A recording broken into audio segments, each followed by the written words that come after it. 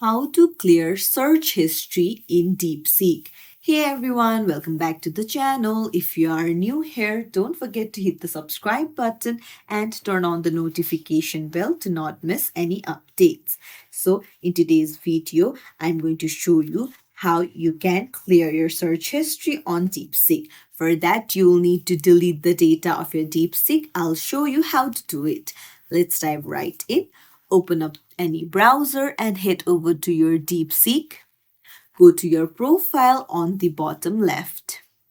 Then head over to settings. Now go to data and then you can see delete all chats. Tap on delete all and then confirm deletion.